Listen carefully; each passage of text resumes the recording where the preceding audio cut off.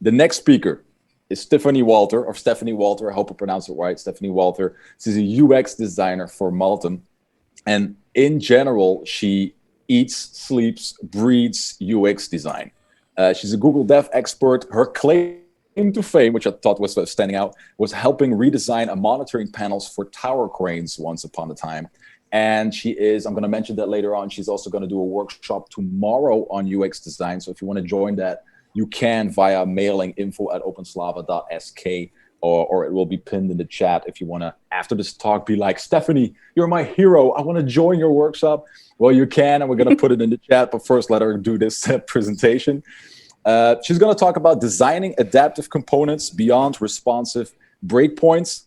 And I was super happy when I read it because it actually makes sense also for me without the background. Like, what are the breakpoints in responsive design is a question she gets a lot.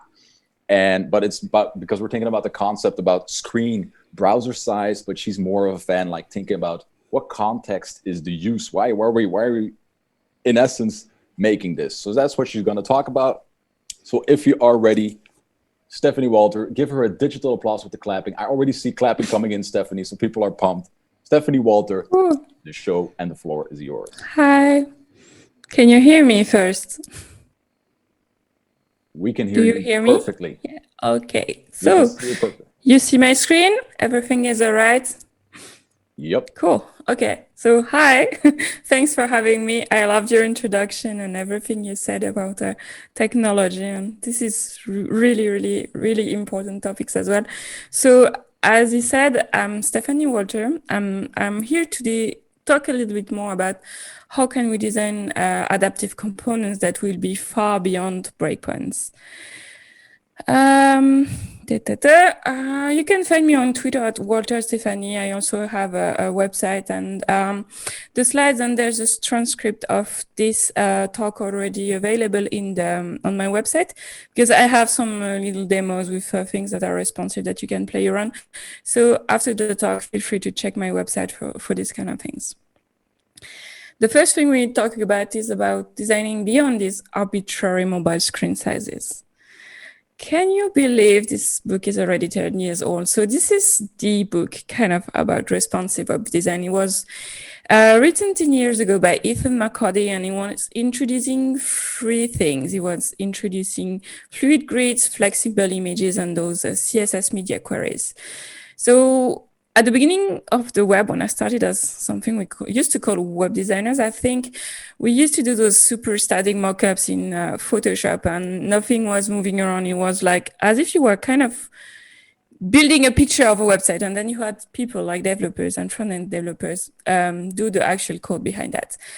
And then came along the mobile, and all of us were like, okay, how can we make like those super not flexible outdoor website work for such small screens, things like that.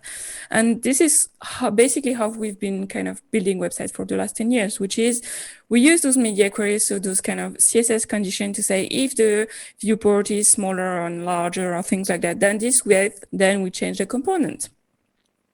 So usually the first question I get, and apparently I'm not the only one, is, okay, so what breakpoints do you recommend in my designs, like 320, 768, something like that? And unfortunately, there's no perfect answer. So my main advice would be don't try to define your breakpoints based on those really arbitrary device width or target widths. You need to understand that in order to have like truly responsive components, you need to base those components on the layout and the content, and not on, let's say, an iPhone or an Android specific devices, things like that. So while working a lot with developers, because I'm usually like the designer who spends a lot of time talking directly to my developers, I discovered that you can actually break those components and break the breakpoints in two different categories: primary breakpoints and secondary breakpoints. So what I call primary breakpoints would be breakpoints that adapt to the design based on a layout. This is usually where you'll have your columns, for instance. And the secondary breakpoints, and those are, I think, the most interesting for this talk, are most of the time those small little breakpoints you use to adapt your design at really component granular level.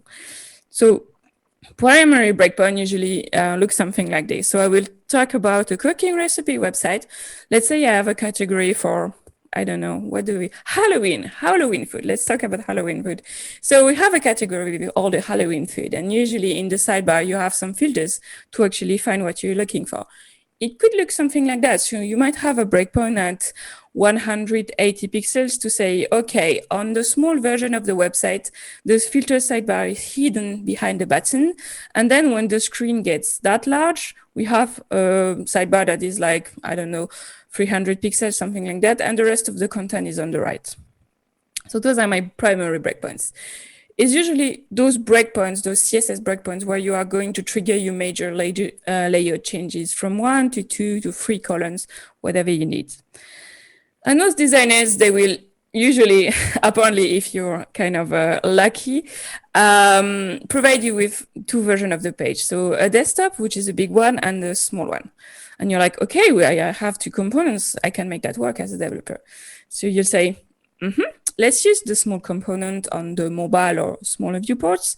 Let's use the big components on the big layouts, and ta-da, all right, we're done. But the problem is, in real life, there's things in the in-betweens, especially today where we have all of those different screen sizes and mobile sizes. Also, you have iPads where you can actually dock the content on the left, on the right. So you have like this multitasking. So you have no idea what kind of screen size your users are going to be on. And the problem is, if we only have those 2 components, what do we do with the in-betweens? So usually the developer will try to do something with the design. It will be maybe, okay, we will stretch the image, but you see that it's kind of already looking a little bit ugly. If you're not like lucky with the image, you'll have a really strange cropping and maybe you will not even see the actual food you wanted to show. Here it's like floating around on the left. It's not really easy to read or anything. So this is where I introduced the concept of secondary breakpoints. So those secondary breakpoints, usually we are going to work on those with the developers directly at component level. And this is the kind of thing where you want to decide in the browser. It's basically you put a breakpoint when the content breaks, when it doesn't look good enough, and then you try to change the layout. So now with 3 breakpoints, I have something like that, like small, medium, and large. So my small is still used on like smaller screens, smaller viewports, and then I have this in between. So my secondary breakpoints are actually in purple. I could say, okay, if the device is a little bit wider, or if the viewport is a little bit wider, like 650 pixel, maybe we switch to the medium size of the component to avoid the kind of really strange stretching in betweens I showed you before. Then maybe the large component, we could use it even before switching the layout. Maybe we could already have it if the screen is particularly wide, like 820 pixels, but we still don't have the sidebar. Here we could already say, okay, here let's switch to this large component. So something like that. And then in the end, if I look at my desktop website, I have actually 2 media queries that were triggered here. I have the one to switch from the medium to the large component that was triggered a little bit before, so 820 pixels. And I have my primary breakpoint, so the one in yellow here on the left, which is basically the one that is triggering the layer change. So the sidebar that was hidden on mobile is now displayed. So this is a mix between my breakpoint at component level, which are my secondary one, and my primary ones, which are really at layout level, global layout. So how do you build such components? So this is basically something we will go super deep tomorrow in the workshop. So if you want to come, again, there's apparently new places available. So feel free to contact the organizers. But yeah, first, what we need to do is basically understand your content. So we are going to build a content model and we are going to try to prioritize this content. If I look at my recipe, let's call it teaser or overview, this is composed of a few things. I need an image because we're building a cooking recipe website and no one is going to try recipes if they don't show if you don't show them what it looks like. It has a title, it has some categories. We have some ratings. We have the ratings as a number of votes. We have kind of an excerpt summary to tell a little bit more about the recipe, but without going into full details. We have a save button here with which is on itself, you could say it's a component because it has an icon and a label. And we have some metadata, which again could be abstracted into a component if you want, like preparation time, cooking, serving costs. And we have hidden actions here. So you can do two actions basically on this one. You can click on it to open it. Then you have the full screen detail of the recipe. And you can actually save it because I've decided my website will have some favorites, cooking recipe lists. So now that we have that, the question is, okay, what kind of content is should be shown as a priority to the users versus what kind of content could we actually not show directly or maybe hide or show into the full screen version or show a little bit further down the journey. So the interesting part about actually building this content model is going to help a lot of people. It helps designers create the components. Like me, now I have like basically all of the ingredients for my wireframes and I can start designing it. Also, it helps us make sure that the vocabulary on the website is consistent. Save means we are going to save to use the word save everywhere. And then we can kind of avoid having those add to favorite, or maybe in 2 weeks or in 3 weeks, another designer is going to create another component with the same saving feature. We want to make sure that all of those have the same vocabulary. And then it also usually helps my developers understand the model. So it helps them kind of prepare the content. They know that they might have to fetch different API, different backend endpoints in my system to be able to bring those pieces of content together. So I'll do a little exercise, which is called setting priority content. And it's basically, I consider content as something you could put into luggage when you are traveling. And I'm sorry, this used to work a little bit better when we were allowed to travel. But keep on with me, like humor me. So usually when you travel like long distance, you are having like 3 kinds of luggage. You have hand luggage, which is the luggage that are going under your seat. Usually in your hand luggage, you put your most essential content. You put your mobile phone, you put your boarding pass, you are going to put all of the things you need during the travel, like your wallet, paper, stuff like that. Then you have cabin luggage. So cabin luggage is the luggage that you have on top of you during the flight. You are allowed to use that while once the plane took off, but you can't access this kind of stuff while it's taking off or while it's landing. So this would be kind of my second priority. Here you would put the things that you want to use maybe during the flight trip, but also the things you really need as soon as possible when you arrive. So usually when you look at travel blogs, they tell you, okay, put a few socks and fresh underwear in those in case they lose your hold luggage. And then the hold luggage is the last thing, is basically the whole luggage you are going to give it to the check-in. And yeah, sometimes maybe the people at the airport will lose their luggage for a few days or something like that. So in the whole luggage is really everything you will need once you will arrive at destination, but you don't need this during the trip. So it's a little bit the same for the content. What you want to put in things like navigations or teasers and items like that is the kind of content the user needs during the trip, during the journey. And the journey here being, I'm currently navigating to find a cooking recipe. And then in the whole luggage, it will most of the time be the full content of the page, which is the end of the trip, which is, okay, I found the recipe, I'm going to read it, and then I'm going to cook the dish.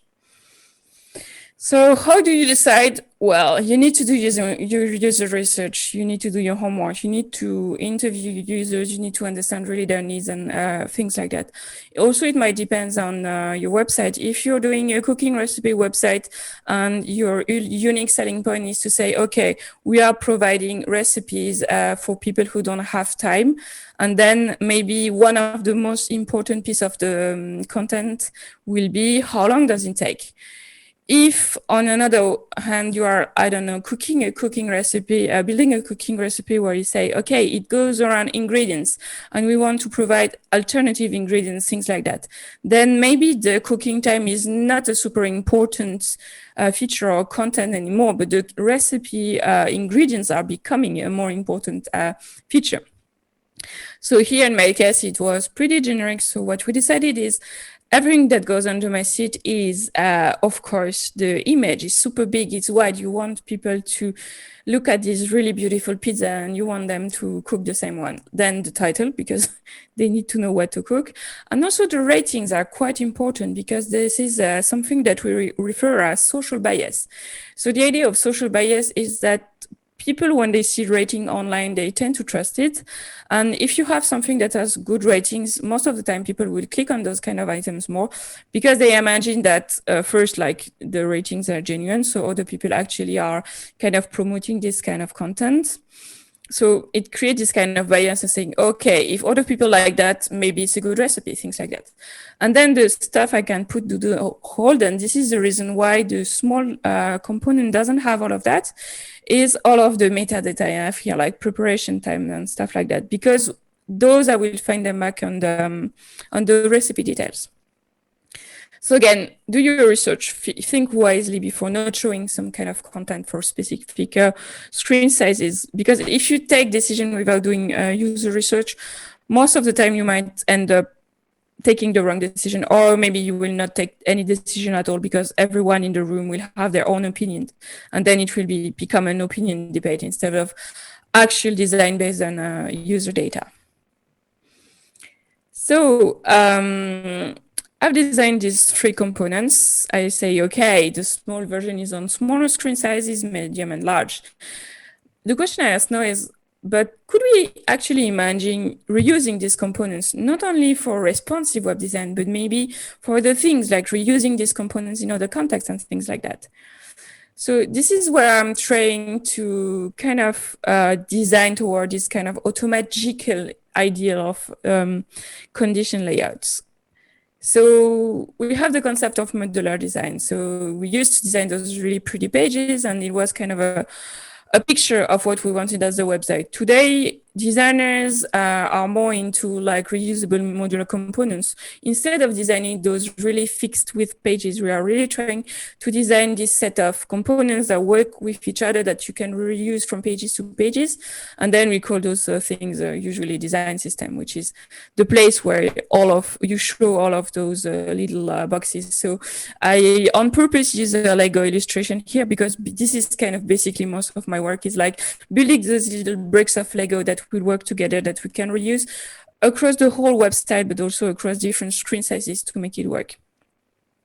So could you reuse this elsewhere? Could we say, okay, this is the small version of my pizza, my cooking recipe teaser. Can we imagine actually having this on other pages and maybe not only on the mobile version? And I'm going to drink while you think about that.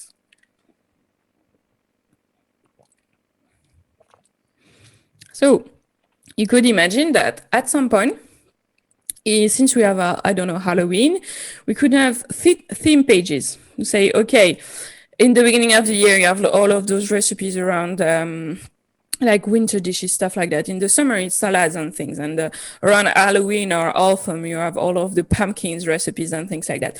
So here, it's not really a category. It would be a page that is going to feature a really specific recipe. And you could say, okay, if I want this page to have this kind of card layout because it's super trendy and it works quite well when you have like beautiful visual, you could say, actually, my mobile component, like the small version of the component, we could use this in a masonry grid, and we could use this card, repeat it, and then we don't need to redesign the component. We already have everything we need to build this page.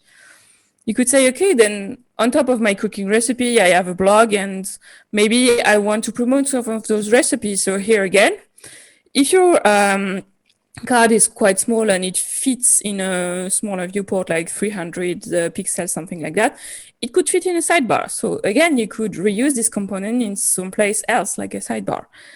And if you take a look at usually the full detail page of a cooking recipe, At the bottom of the page, what you try to do is to keep your users on your website. So if they didn't like the recipe, you want to provide them with extra content. So we call this internal link building, things like that. So you could say, okay, maybe we could, again, reuse this component, but this time it's going to be a slider of a few cards with recipe on the same theme. So like Halloween, pumpkins, things like that. And I really like this example. It's from Sarenza, and they were quite smart when they built their sidebars. So if you take a look at the code of the website, you'll see that basically the mobile version of the sidebar is exactly the same as the code they're using here for the sidebar. So the only difference between those two is here they fixed the sidebar to 300 pixels, or no, 25% of the screen, and they used floats. Yeah, floats. No flex box, but still they use floats to have the content on the right. And the mobile version, they just like removed the width and it's position fixed behind the button. And that's it. So they really push this to say, okay, the sidebar, we don't need to reinvent the wheel. You know what? The mobile sidebar, we just like hide it behind a button. We remove the width and it will stretch on the whole mobile browser. And that's it. And that's super smart because then you only have one component and it's really easy to adapt and everything. So again, how do you build this kind of robust components? Content modeling. So I talked to you a little bit about that before. I'm going to take a kind of easier example on smaller ones. So for one of my clients, we are currently designing something we call entity link items. So the entity link item is basically a link to something in our content, and I'm using something on purpose. So the first something I had to design was a link to the operations. So it's kind of banking stuff.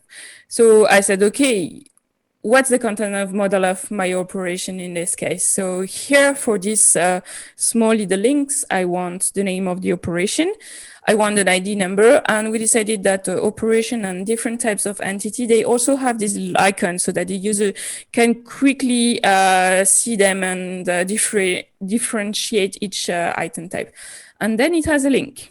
So I have my basic kind of operation link item. And then I asked myself, okay, but I have operation, but I have other things in my systems. Are there variations or other type of content where I could use the same component? And in my system, I have kind of three things where I can reuse that. I have operations, contracts, and counterparts.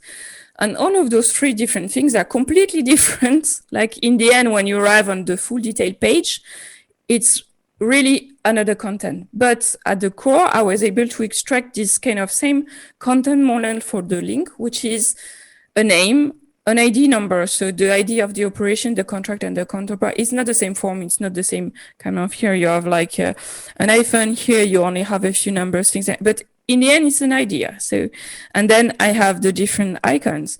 So here now I have like one component I started designing, my operation, but I can also reuse this component for the variations of the component. And then the question is, where can we reuse that? So at the beginning, I was designing it for a tile that we have on the homepage. So the user can bookmark a lot of things in our interface.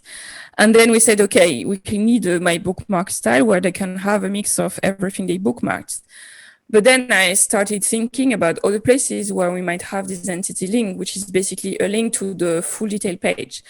And we have also that in a kind of other form, but we were able to kind of put the components together in the search bar. In the search bar, we have this kind of a little bit complex search that we built, but it's basically as soon as the user entered 3 characters, we are trying to bring to them directly the 5 top results that match the 3-character results. So it means that if they're lucky, and most of our users, what they work with is the IDs of the name, so they actually know what they're looking for. So if they're lucky, they will get really quickly to what they need just because you have this kind of quick search. If not, they hit the search and then they can filter. They have the full, really advanced detailed search. But at least here they have already the component. And I say, okay, we could reuse the exact same thing. And then I checked in the interface, and of course, we have the search bar at the top of most of the pages. So then I also needed this for the top bar, but here it's a little bit more smaller. The container is 360 pixels. So in the end, I had one component, which is my operation entity link.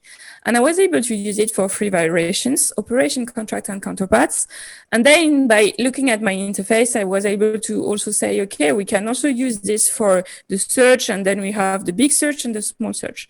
But in the end, it's all the same components. It's just going to adapt and be reused. And it's going to be built in a way that is easy to adapt and get reused. So usually when I do this kind of exercise, what I try to do is also to document the component.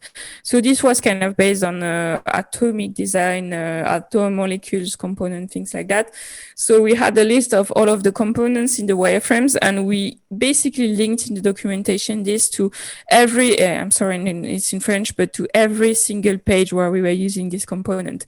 And this was really helping the developers also kind of build the interface and make sure that we're not building extra components for nothing, and we are really trying to reuse all of that.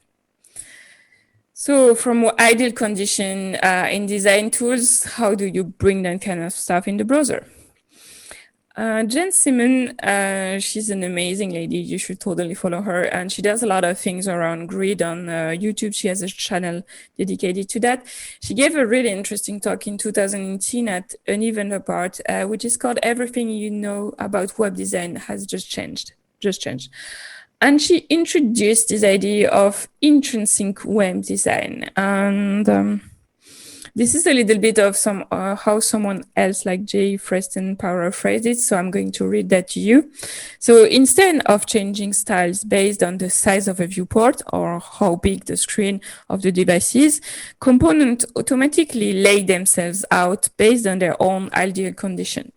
So to translate this into my language as a designer, it would be something as, okay, as a designer, my job is to show to my developer those ideal conditions. This is what I did with those like small, medium, and large.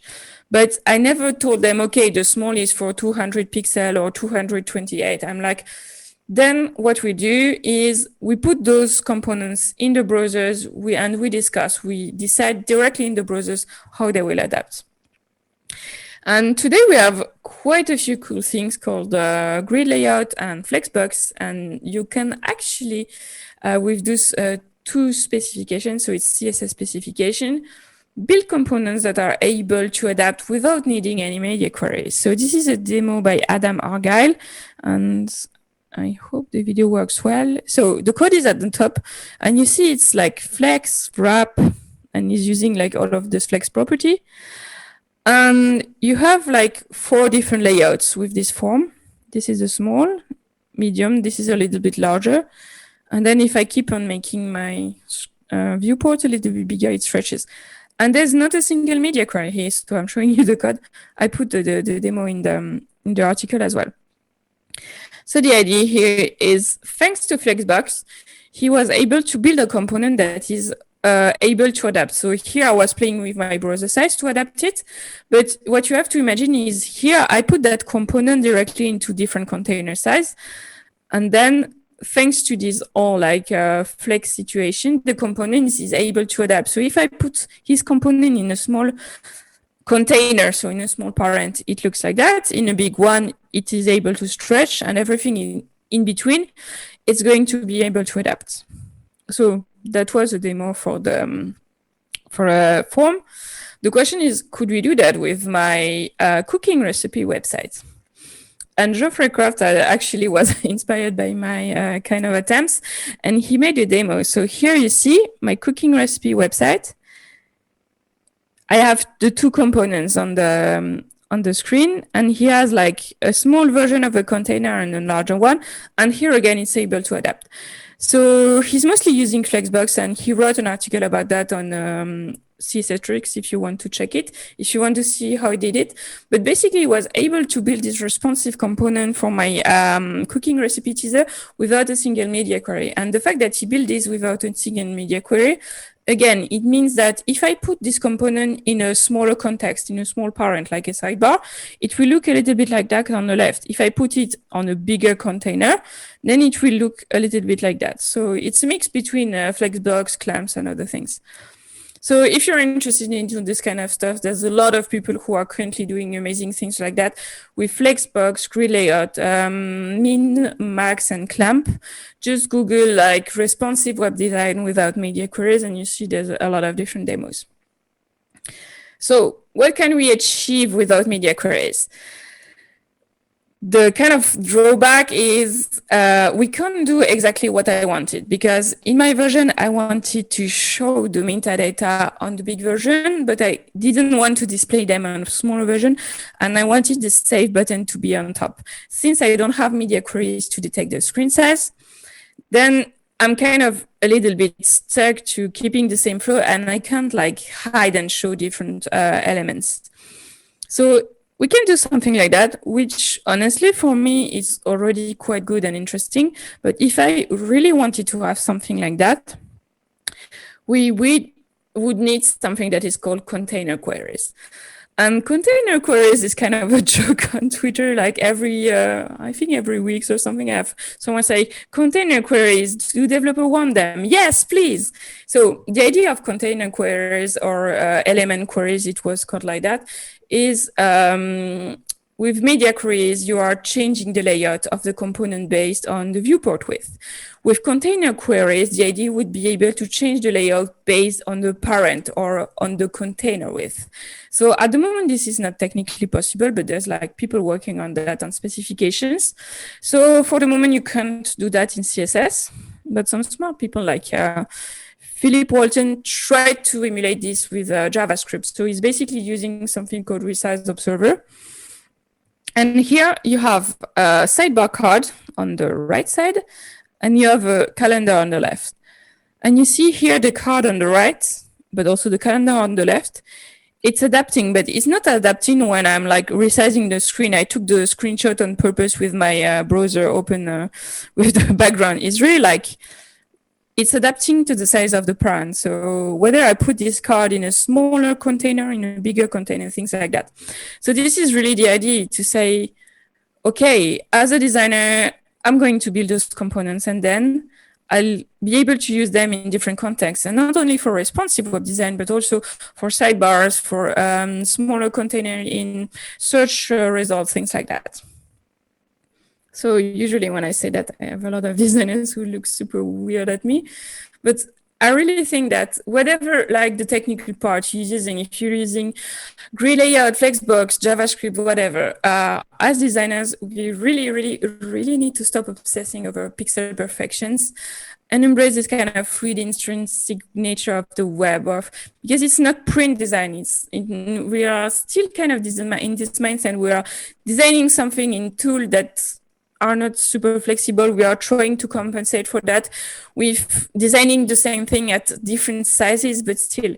So my advice would be designing tools, whatever you want, Sketch, Photoshop, Figma, Adobe XD, and then take the decision in the browser. So decide in the browser. That's my main advice to you, which is start designing those components and go to your developer team, have them implemented, discuss with them, like check in the browser, maybe the media query to change this would be 120, 125, like fine tune this kind of things in a browser if you want to have this like really, truly flexible experience. And yeah, stop obsessing over pixel perfection. It's not worth it.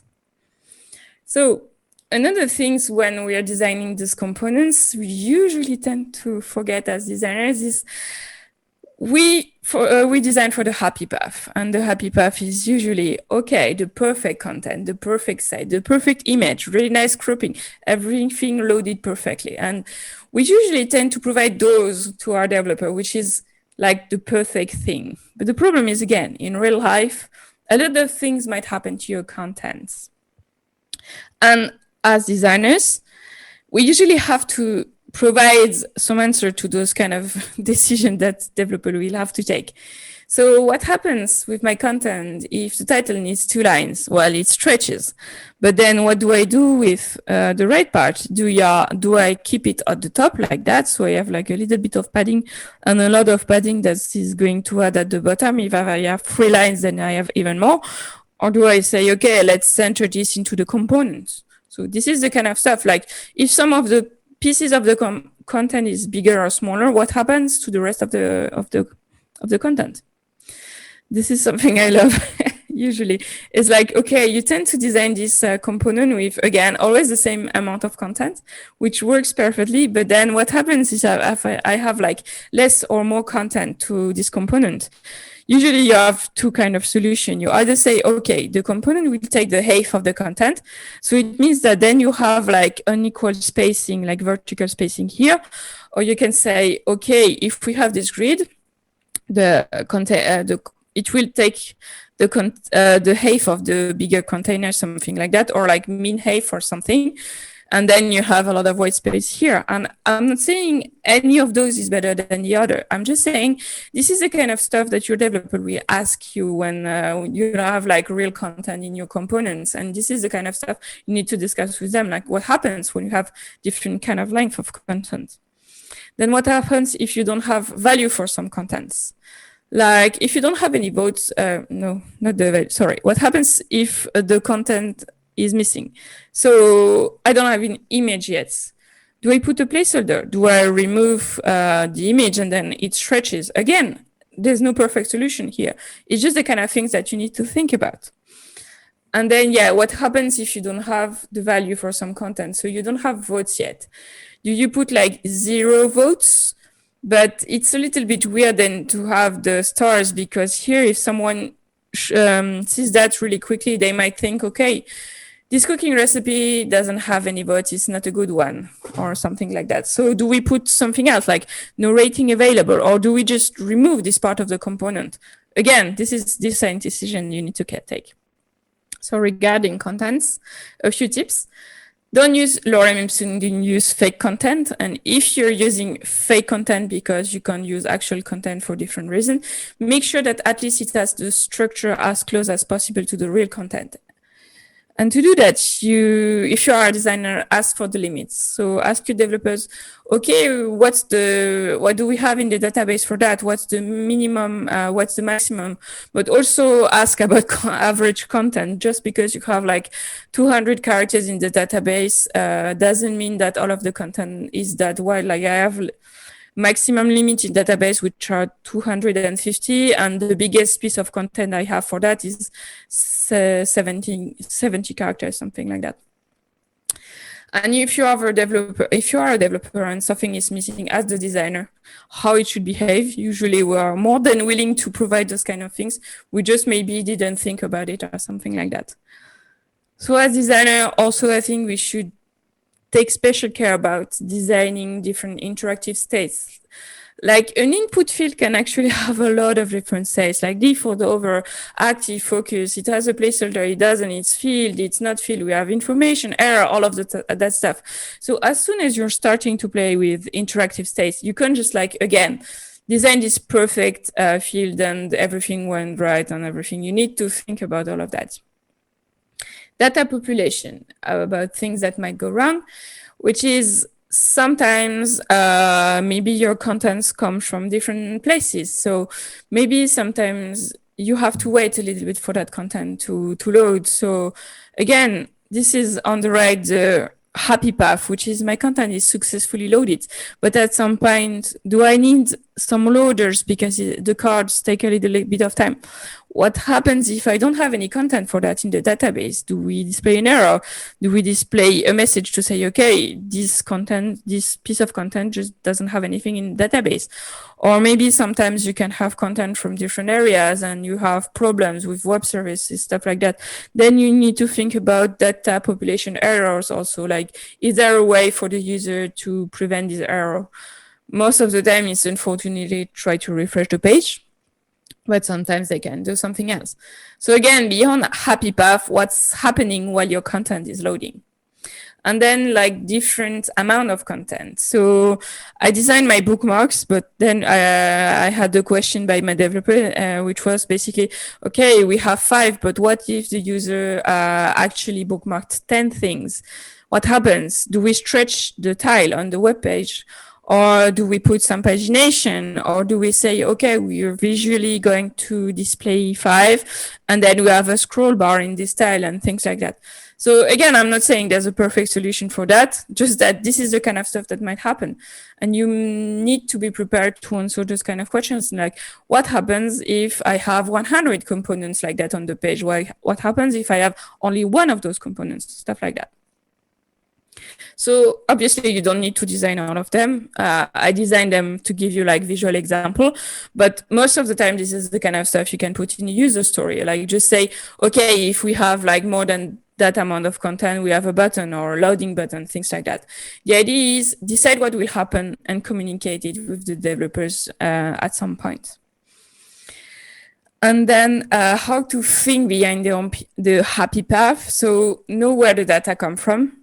Sometimes it helps because then you can say, okay, there might be problems, there might be errors with the loading, stuff like that. Investigate the amount of data that might get displayed, like how many of these items do we have on average for each of the components, stuff like that. And then investigate what might go wrong with this data. And something that helps me a lot, and this is something we will be also doing tomorrow in the workshop, is doing this kind of mapping. So this is basically a task flow for my search. And I'm quoting my developer on that. He said, oh my God, this is going to be so useful to me. I'm trying to do my developer's accent, but yeah, basically, so this is a map that is showing how the components is going to work in the different cases. And here I can see pretty quickly that it's actually quite a complex search. And then I can see that we can have no result page. So I need to design those, and then I can have X results, and I have filters. So at some point I also maybe need to design kind of a version of the components where I don't have any results, which is because I have filters. So it's not the exact same thing as not having result at all. It's just if you remove the filters, then you can get your result back, things like that. So this kind of mapping really helps me kind of anticipate the different state of the content. And it also helps my developer actually build those super flexible components with a lot of different interactions. So I talked about components in responsive context, in kind of page context. I want to finish with trying to understand a little bit how to design towards users context. So sometimes you have interfaces that are able to adapt to the different steps in a process. So this is really specific, but if you have a step-by-step process like Amazon tracking a parcel, for instance, or here, this is a kind of mobile application where you can bring your car outside of opening hour to a garage. It's basically a really detailed step process. And then you have kind of the same interface and the same components, but depending on the step of your user journey, you will have a page that is a little bit different. So this is a kind of small adaptation that you can do. Like if you are tracking a parcel, for instance, your component will not look the same when it's still at the warehouse versus when it's being shipped to you, something like that.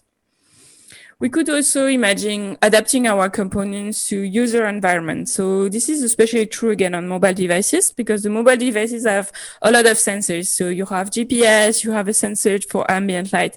So if you take a look at GPSs, for instance, today, one interesting feature they offer is the ability to switch your component from light mode to dark mode. And usually they automatically switch to dark mode when you are entering a tunnel. So it's usually using two things. It's using the GPS to know you're in a tunnel, but it's also using kind of the light sensor of your mobile phone to detect that you are in a dark environment. So we could also imagine kind of adapting, again, our interfaces on our components based on user contexts. And then you could imagine adapting to specific steps across the user journey. If you think about the boarding pass, the user might not need the exact same information when they are 2 days before the trip versus 1 hour before taking the plane. So if you're 2 days before the trip, you usually want to make sure you've got the right airport, especially in cities where you have a lot of airports. But maybe you're not that interested yet in a terminal and gates. Most of the time, you don't even have this information, but you're really interested into the date of your departure and the boarding time. 1 hour before the trip, White might assume that you're in the airport, so maybe the information about the airport can be a little bit smaller, but no, the information that is really important for you is usually the boarding time.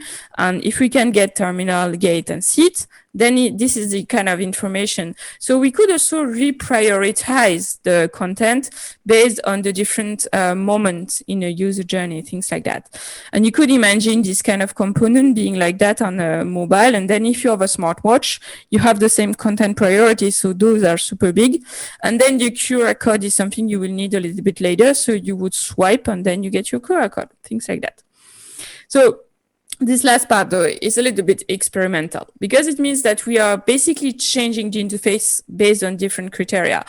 So there's something in usability called predictability of the interface, which is people tend to get used to the interface, that get used to where the buttons are, where the features are. So be super careful about that. If you are going to break this predictability of the interface, test it and do like a lot of usability testing to make sure that it's something that actually user wants that is going to work with the users. And then again, allow users to manage those features. So this is a screenshot of Google forum where a user is complaining about a feature where the GPS takes decision for them, which is basically it's changing automatically from one to the other. And this person is explaining that they're doing delivery and is making them waste a lot of time. And they would actually to have a button or a way to opt out of this feature to never have this adapted feature again. So if you do that again, make sure you still have a way to give control to the users.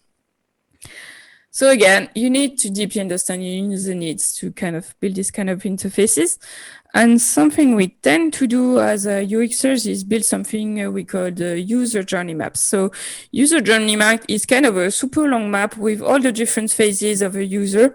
So for my like pre-trip, during the trip, at the airport, arrival, things like that, if you think about what do you do during a trip. And most of the time, we usually super interested when we are trying to build adaptive feature into what phases is the user in, what action are they trying to take, and also maybe some touch point, what kind of devices are they using.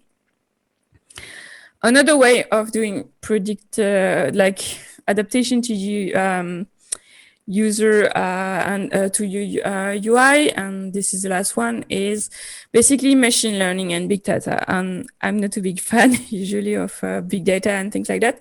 But at the moment, if you're looking at the results for reproduction rate in Luxembourg, like this was done with Chrome in anonymity mode, but still it has my IP address. So at the moment, if you're looking at reproduction rate, you see all of the results in yellow are epidemiology versus the purple one are demographic results. And since we are completely in this kind of COVID situation where a lot of people are trying to get information about what the hell is this reproduction rate everyone is talking to us about on the news, then what Google is doing is like basically they're trying to adapt the search result based on what other users are looking for. So at the moment, you have a lot of results around epidemiology.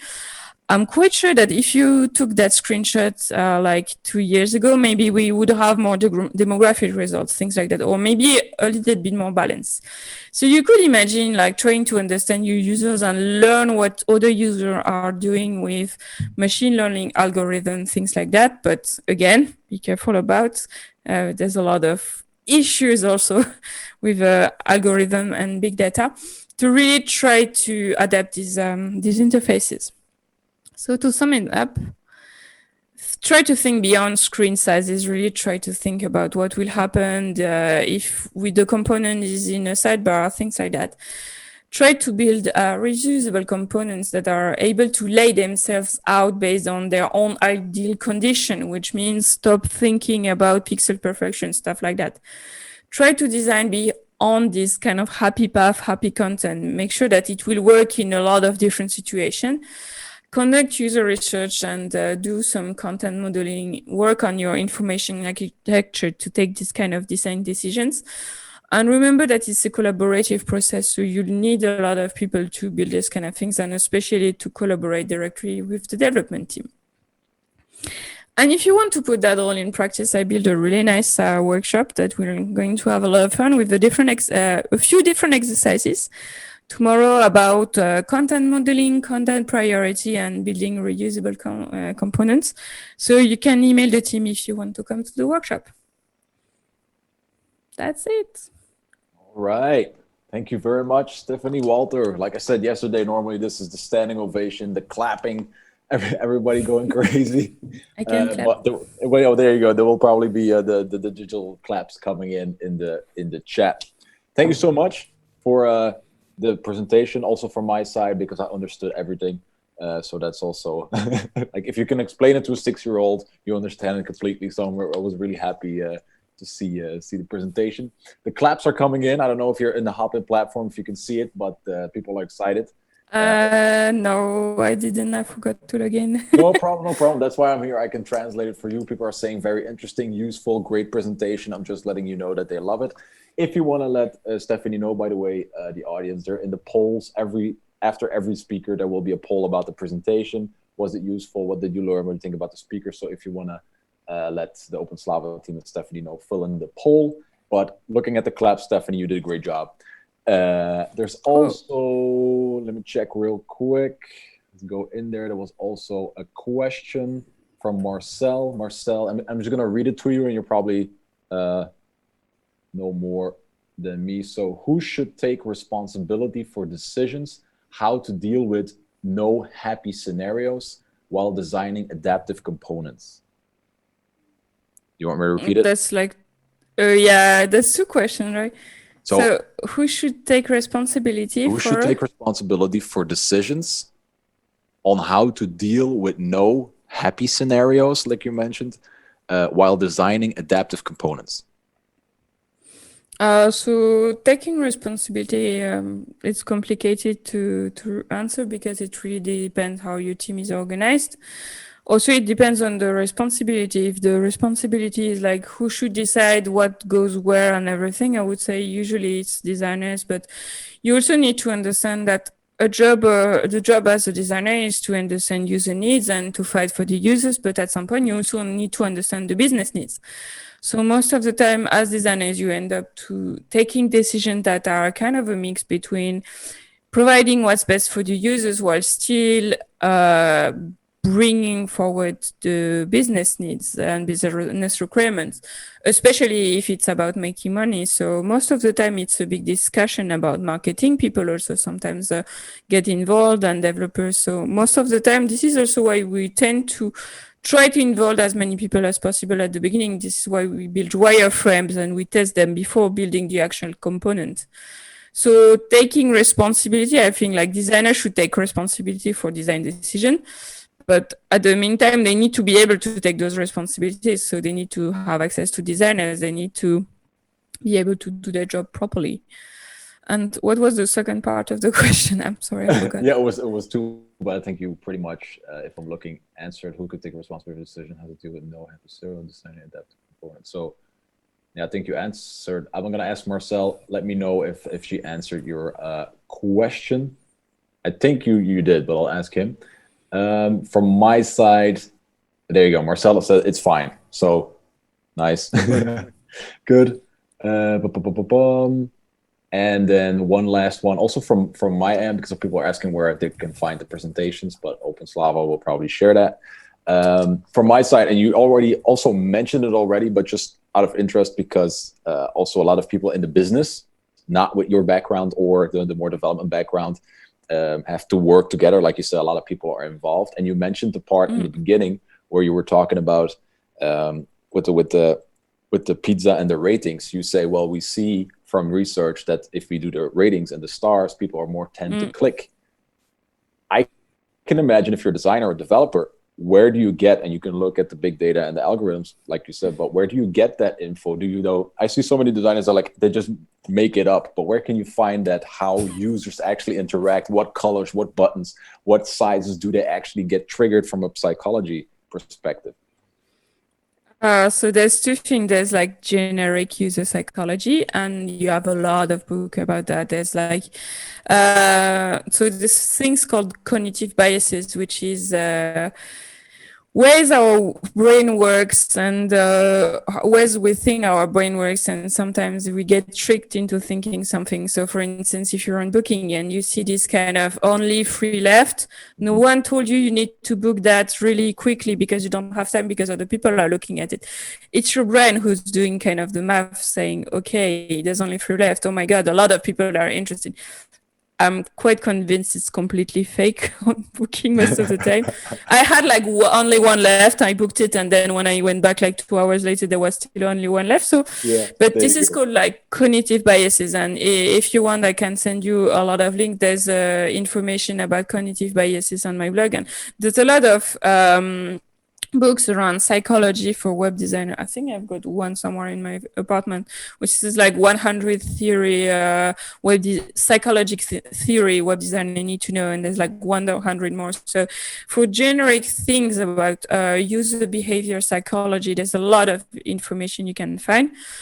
And then it's mostly about do your own user research, because sometimes you think something might work for some users, but actually you might be in a really specific niche, especially with B2B users, things like that. Like I have a really specific example where most of my users, if I could provide them with an Excel sheet, they would be super happy. So this goes most of the time against any design principles you have, like make the font bigger, stuff like that. Like, no, small fonts, super condensed information, and we're happy. And you're like, okay, we are going to try to find a balance. So this is always like, you have the theory of how does a human brain work, things like that. And you have like the real practical thing, which is how do your user works. And most of the time when you're building like e-commerce websites, stuff like that, of course, it's going to match because it's quite generic. But as soon as you enter some really specific niche, or if you have like internal products or B2B products, things like that, maybe you have to reevaluate some of that part. Yeah, exactly. And one designer, I don't know if it's true, but one designer once told me that if you want to get men to click on your website and on your call to action, you have to make the button pink, because apparently men are triggered by pink, but nobody does it. We make it all blue and red. There you go. I don't know if it's true. Color is tricky because it's cultural. So like black sometimes is death. You have to dress in black for when people die, but then in other country you have to dress in white for such events and stuff like that. Even the checkbox, like we used to put a checkbox to say it's okay, but actually apparently in some Swedish, I don't know if it's Sweden or someone else, like the checkbox signification is completely, it means it's wrong. It doesn't mean it's right. Like the one with that looks like a D. Even that's cultural at some point. So it's really like test on your user to make sure that everything works with specific culture, specific needs, stuff like that. Test it. That being said, Stephanie, again, I wouldn't normally ask the digital applause, but you gave a great presentation and I see the next speakers ready. So thank you again. Hope you have a great day, evening, morning, wherever you are. People are very excited. So take that home with you and hope to see you soon. Cheers. Bye-bye.